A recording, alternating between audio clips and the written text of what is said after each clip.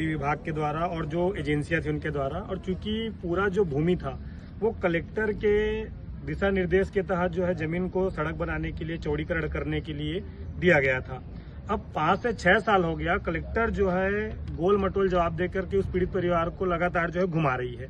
अभी तक उनको ना मुआवजा मिला है, ना किसी प्रकार का आश्वासन नहीं मिला है। वो पिछले 3 दिन से, आज चौथा दिन है, आमरण अनशन पे बैठे हुए थे। रात को जबरदस्ती जो है यहाँ के प्रशासन द्वारा, पुलिस द्वारा उनको अस्पताल में भर्ती करा दिया गया और वहां से निकलने नहीं दिया जा रहा था, इसलिए कि इस मामले को मीडिया तक न पहुंचाया जाए, जनता तक न पहुंचाया जाए और किसी भी प्रकार का जो आश्वासन है वो बहरता यादव को या उसका जो परिवार उनको नहीं दिया गया है। 3 बच्चियां हैं, कुछ बच्चियां नाबालिग हैं, उनकी माँ बैठी हुई है, उनके पिताजी बैठे हुए हैं, उनका बेटा बैठा हुआ है और पढ़ा लिखा व्यक्ति है।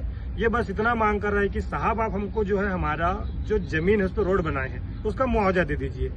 कलेक्टर साहब के कान में जू तक नहीं रेंग रही। जब हमने उनसे प्रश्न किया, जब उनसे मिलने की कोशिश की, गोल मटोल जवाब दे रहे हैं पर कलेक्टर महोदय, और कलेक्टर महोदय यहाँ बैठे नहीं हुए हैं। वो भग जाते हैं जब भी उनसे कोई सवाल या अपना हक मांगने आता है। और साथ में कल जब ये लोग रात में अस्पताल में भर्ती थे, जबरदस्ती इनको लेके गया था प्रशासन के द्वारा। सुबह जो है पटेल जो यहाँ के टीआई है, नाम क्या है उनका, लखनलाल पटेल, जो थाना प्रभारी महोदय हैं, उन्होंने जबरदस्ती वीडियो बना रहे थे जब वो बदतमीजी कर रहे थे परिवार के लोगों से कि आप लोग धरना प्रदर्शन को बंद कर दीजिए, आमरण अनशन को बंद कर दीजिए, मैं आप लोगों को जो अभी आप अस्पताल में आए हैं उनका मेंटेनेंस खर्च दूंगा। तो उसका वीडियो बनाया गया, उस फोन को जबरदस्ती छीन करके उस बहन से, बिना महिला कांस्टेबल के, कंप्लीट रूप से फोन को रिस्टोर मार दिया गया। जब हमने कलेक्टर महोदय से बात करी, अपर कलेक्टर महोदय जो बैठे थे, उनका कोई भी सेटिस्फेक्शन वाला जवाब नहीं मिला, वो संतुष्ट नहीं कर पाए। और इस तरीके का जो अधिकार है वो पुलिस के पास है नहीं कि वो किसी भी फोन को जब्त कर ले किसी का और रिस्टोर करके दे दे। जब हमारा थाना प्रभारी महोदय से बात हुआ, मेरी बात हुई पर्सनली, तो मैंने उनसे पूछा कि आपने ऐसा क्यों किया। वो कह रहे थे कि आप तमीज से बात करो। अब बताइए कि हक मांगना कब से बदतमीजी हो गया, किसी बात का चर्चा करना कब से बदतमीजी हो गया। और अगर हम कुछ ज्यादा कह देते तो हो सकता है कि हम पर फिर भी फर्जी मुकदमा डालकर हमको अंदर किया जाता। इस तरीके का जो प्रशासन का रवैया है भारतीय जनता पार्टी की सरकार में पूरे प्रदेश में लागू है।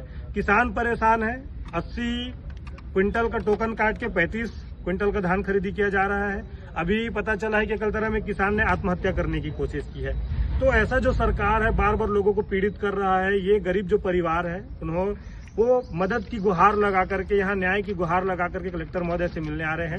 कलेक्टर महोदय के पास समय नहीं है कि इनको संवादना दे दे या इनसे मिल करके इनकी जो मांगे हैं, इनका जो समस्या है उसका निराकरण करें। किसी भी प्रकार से संतुष्टिजनक जवाब नहीं दिया जा रहा है। परिवार जो है अपना जान न्यौछावर करने को तैयार है, प्राण त्यागने को तैयार है, लेकिन वो आमरण अनशन पर बैठना चाह रहा है।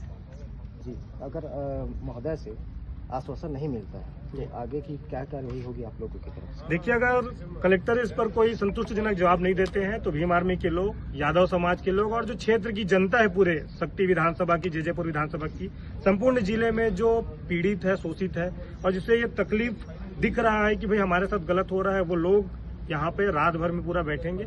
यहाँ से आमरण अनशन तब तक नहीं खत्म होगा जब तक संतुष्टिजनक जवाब नहीं मिल जाता और उनका जो निराकरण है समस्या वो नहीं हो जाता। हम सब लोगों को यहाँ से बुलाएंगे और अपने हक अधिकार की लड़ाई को यहीं से हम धरना प्रदर्शन के रूप में परिवर्तित करेंगे। यह हमारा सरकार को अल्टीमेटम है, या तो हमको संतुष्टिजनक जवाब दे, उनका जो मुआवजे का पैसा है वो दे, या फिर हम यहाँ पे लगातार जो है धरना प्रदर्शन शुरू करेंगे।